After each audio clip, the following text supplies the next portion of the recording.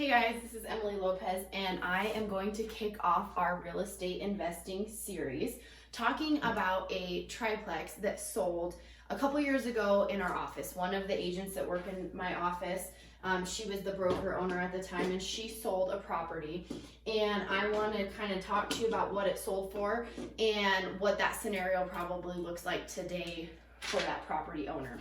So the house that she sold, it had in the front, there was a property, and I actually worked on this house as a contractor. I was a realtor at the time, but I was new, so I was doing construction work on the side for additional income, and I did some projects for the seller on this property. So when the property sold, it sold for $225,000.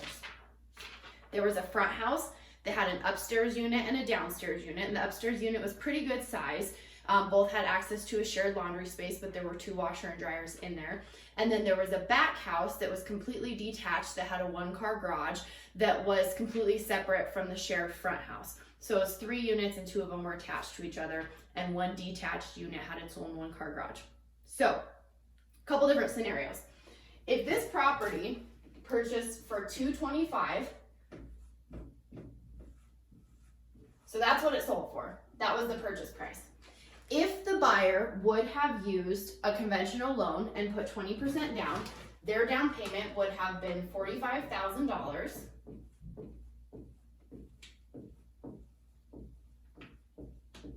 That's 20%, just so you can follow. And their monthly payment at the time with interest rates would have been about $975 a month. Now, I know people see these numbers and go, this doesn't work everywhere. Yes, some places have higher property taxes, some places have lower property taxes, so that's something you have to consider where you choose where to invest. A lot of people can't invest. If you live in California, it's really hard to get into that market as an investor. So maybe you look at investing in other areas. There's people that own rental property in my community that don't live here because their money can go further. So that's something to consider. But so this is their monthly payment if this was their scenario. Okay? Now, if they would have rented all 3 units, their units probably would have rented just from seeing them and being through the property. I'd say the units are renting for probably $900 a month, $900 a month, and $600.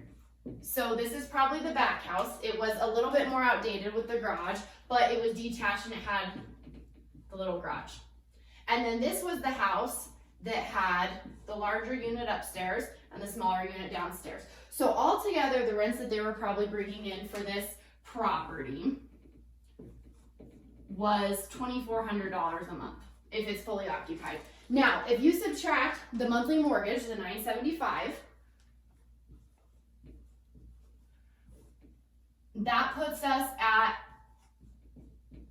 $1,425 of cash flow. Now, a month.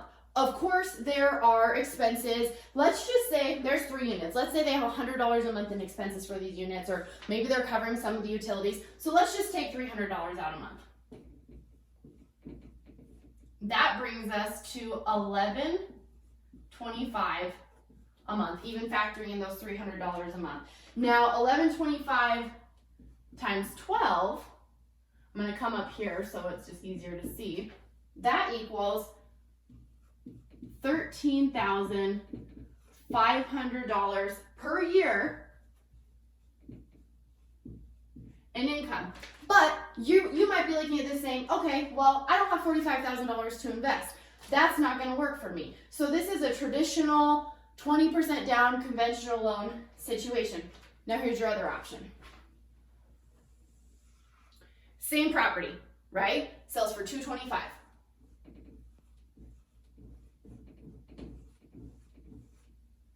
You don't have $45,000 to put down, but maybe you've been working hard, saving a little bit of money, and you can come up with 3.5%. Well, 3.5%, if you use an FHA loan and you live in one of the units, you don't have to put 25% down or 20% down. You can put 3.5% down as long as you occupy one of the units for a certain amount of time, depending on the clause in your loan. So say you can come up with 3.5% down, that's $7,875.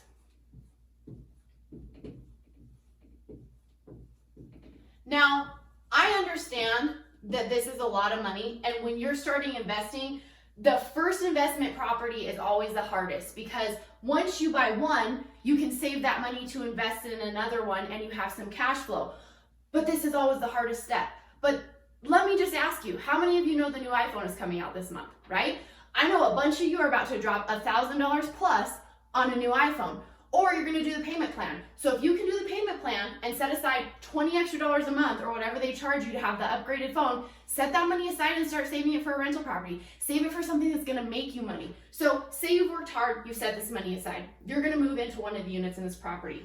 So we did $225 down, we did $225 purchase price, $7,875 down, or 3.5%, because this is our FHA scenario. So FHA here, conventional loan here. Now, when you buy a home, you're gonna have closing costs if you have a loan. So in this situation, this buyer would have had to negotiate if they didn't want to have additional fees. They would have had to negotiate asking the seller to pay their closing costs. But you know what's crazy? In certain areas, that's still realistic. In my market right now, if you're in a multiple buyer, tons of bid situation, you're not gonna get it if you ask for closing costs. But at this time, it was still very common for closing costs to be paid by sellers. And even now, we'll have some people pay a little bit over because you can't fold your closing costs into your loan. But what you can do is you can tell the seller, as long as it appraises, I'll pay above list price so you can pay my closing costs, and then you walk away, you net the same, but I'm not having to front the expense. So keep in mind for this scenario, because otherwise you'd have to be coming up with like $5,000 more. This person has asked the seller and the seller has agreed to pay closing costs, or these numbers would be a little bit different. So keeping that in mind, this is our scenario. So this monthly payment, this is gonna be a little bit different because if you don't put 25% down, this is about, that means not exactly equals if you're not familiar with that. This payment's gonna be higher, one, because they're not putting as much down, so they're paying interest on a larger balance, but also they're gonna have what's called private mortgage insurance. What PMI is, or private mortgage insurance, is if you don't put 20% down, you are a higher risk to the lender. So they're every month gonna charge you an additional fee because you didn't put as much down because you're a little bit riskier. It's not insurance for you, it's insurance for them. It protects them for taking a risk on you. So you're gonna have a higher payment. So let's say that this monthly payment was about $1,252.24. But remember, you have to live in one of these units because you're doing an FHA loan with 3.5% down. So you're not gonna cash flow as much. But say you're smart and you're like, you know what, I'm gonna sacrifice for a while and I'm gonna live in the unit that cash flows the least. So I'm gonna live in the basement apartment in the front house, and I'm gonna rent the 2 units that cash flow more so I can have more income come in. So your income is, you have the back unit, you have this guy, right, for $900. And you have the top unit of the front house for $900. So your total rent collection a month is $1,800 a month. That's still pretty good because you know what?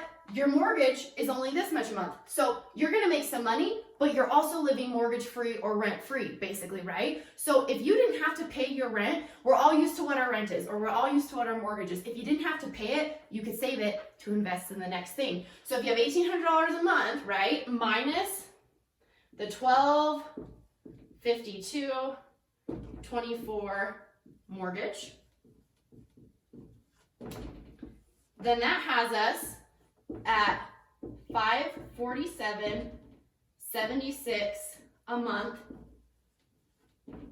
in cash flow on top of living for free. So these 2 units are covering your mortgage, and then this is going into your pocket. Now, maybe we had talked about this might be for some different things, right? Like you might be covering some utilities, maybe it's for some repairs. Say it was repairs. Say you're charging your 2 tenants their utilities, and you're on site. So when the faucet needs a little repair or something needs fixed, you're doing that yourself. So say you're not paying that, or that's not as much. There's always expenses, but it's gonna be different for every unit. So say you can just sack this away. $547.76 a month on top of living rent free. So that times 12 is $6,573.12 a month. Or a year, sorry. So that was a month. This is your total for the year that you could save if you did this scenario. So you might not be able to start your rental property investing journey like this. That's a lot of money to come up with. But if you start it like this, and you're living rent free, and you're collecting and saving this money, and you're deducting all your expenses of repairs on the property when you do your taxes every year, and you're setting this money aside to be able to save up for your next property that you don't live in, this might be the way you have to start, right? I've heard this called house hacking, where you live in one of the units. That's a really good way to do it, because if this is your scenario and you live here for a while, maybe your mortgage says you have to live there a year or 2 years, and then you move out, then you rent that unit wherever you go next, right? And then you're cash flowing that larger amount again on this unit. So this might be the way you have to start it. But you guys, I know people that have, if you go to this scenario, I know people that have truck payments or really fancy expensive cars, and they're paying that much a month on their car payment, and your car is a depreciating asset. Unless you're using your car for a business, it doesn't make money for you. It literally loses value every single day, every single month, every single year, right? They say as soon as you drive it off the lot, if you get a new car, you lose a ton of value.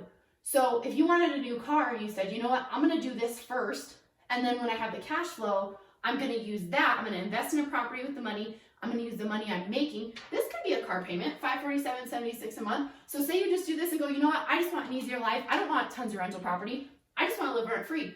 You do it this way, your mortgage is covered, you're providing someone a place to live, you're providing them a service, they're providing you money for that. This could be your car payment, or this could be, you know, your kids' school. If you have your kids in a, you know, school that has some fees, or their sports or whatever. Like, there's so many things you can do with rental property if you put your money into investments that work for you. So think about it this way. You can't always start here, but this is a lot more realistic. It's a lot more realistic to save this than that. So I hope this was helpful for you guys. This is just a start. This is a triplex scenario. So obviously multi-units usually cash flow a little bit more than single family units do, but also like more tenants, more problems, right?